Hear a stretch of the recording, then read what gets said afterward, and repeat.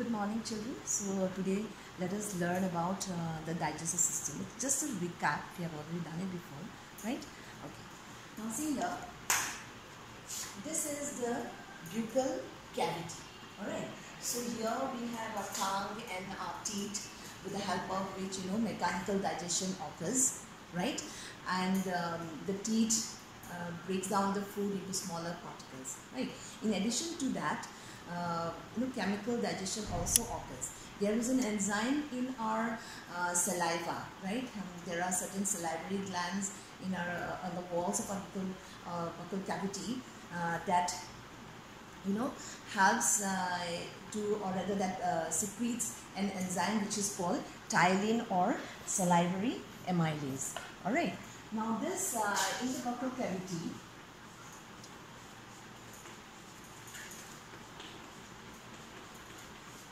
the food is first broken down into smaller particles, and then the enzyme called ptyalin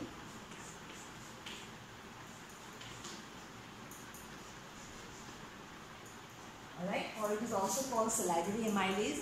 It has to break down starch into smaller sugars. Okay, so starch is broken down into smaller sugars like maltose. Right.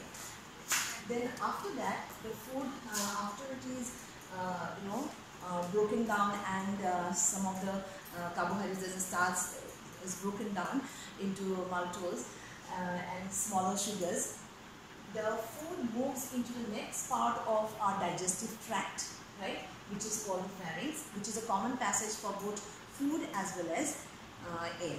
Right. Now from the pharynx it moves into the next part, which we call the esophagus. Right. Now this esophagus is a muscular structure, the walls of which have a wave-like motion to help the food move easily through it, and that motion is called the peristalsis movement or motion. Right. Now this food which was chewed, it moves into the next part through the esophagus into our stomach. Right. So this is the next part of the digestive tract. So in our stomach you will find that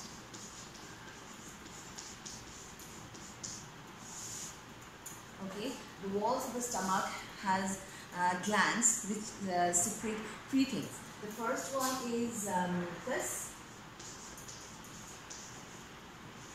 which protects the walls of the stomach, right? Second one is hydrochloric acid, and this hydrochloric acid helps to destroy the germs that are present in our food, right?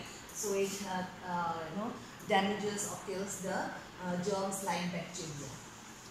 Okay, right? And also this hydrochloric acid has another function.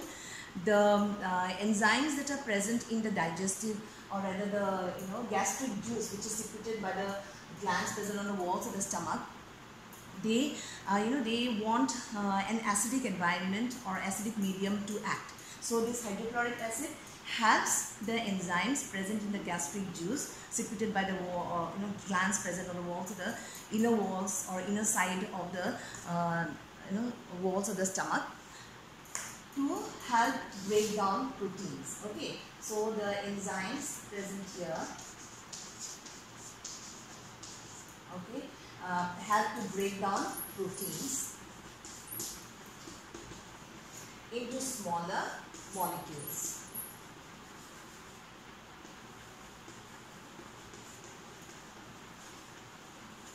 Okay, like peptones. Now after that, so the food is somewhat digested here. The protein part is to some extent broken down into smaller particles. Then after that, the food moves into the next part, this part, which we call the small intestine. And the first part of the small intestine, this one, we call it the duodenum. Right. Now this duodenum, it receives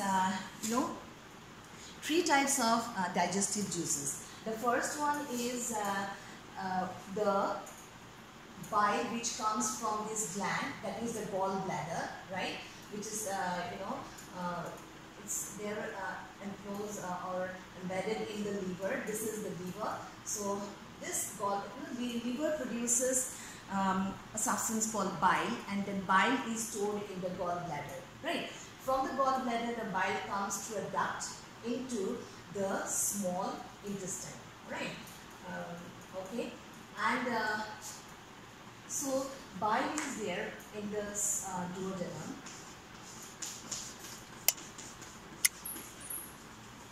In the duodenum, the bile,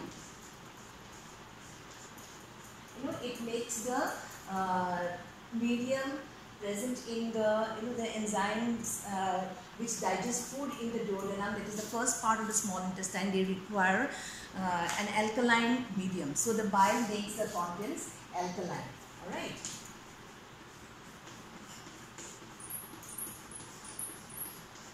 And it also helps to break down large fats into smaller fat molecules. So it breaks down large fats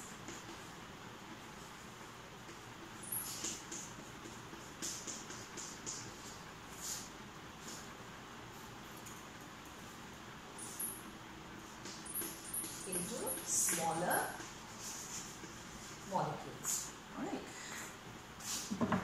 So I told you that there are 3 juices which you will get in the that helps in the digestion in the duodenum. The first one is the bile, right? The second one is the pancreatic juice.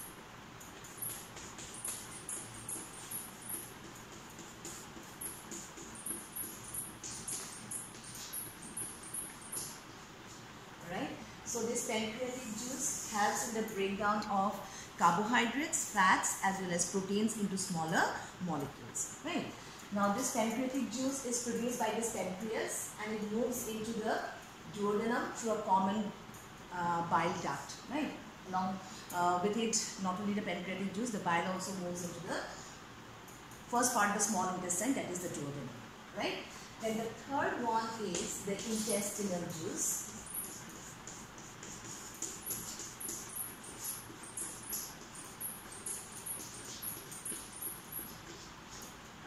The intestinal juice is produced by the walls of the small intestine.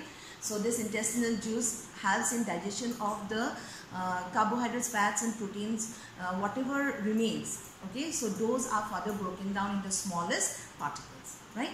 So the digestion actually is completed in the small intestine, right? And after digestion, the carbohydrates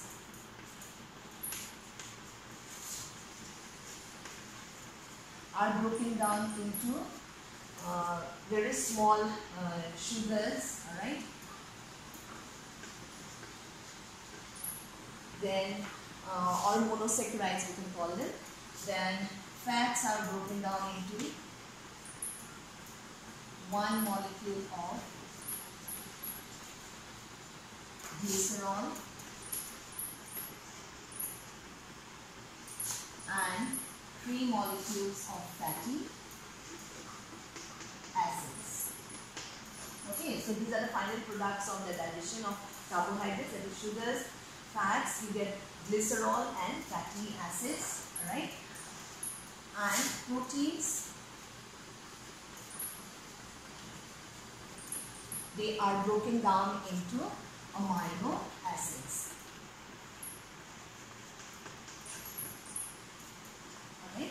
So, after the food is completely digested in the small intestine, the walls of the small intestine, they have small finger-like projections. Okay, suppose the intestine is like this. It will have small finger-like projections like this, which we call as villi or villi, right? So, on the both sides of the wall of this intestine, you will get this small finger-like projections. And these are called villi. V-I-L-L-I, right? Now the digested food is absorbed by the blood vessels present in the villi. The villi are richly supplied with blood vessels, right? So these blood vessels, they absorb the digested food and they carry it to different parts of our body, right?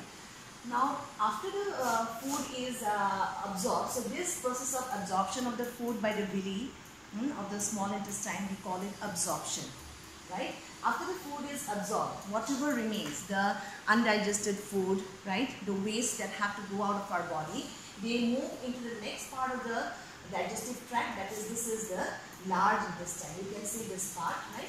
And at the junction of the small intestine and the large intestine, you find a small projection, a finger-like projection, which we call as the appendix.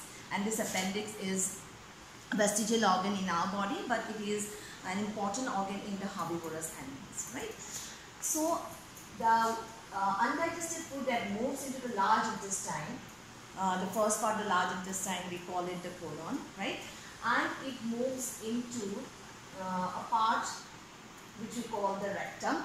So the undigested food is stored in the rectum temporarily for some time, and after that, due to the muscular action of the rectum, the undigested food moves out of our body through this opening which we call the anus, right? So this is in short the digestion of food that occurs in our digestive tract, okay?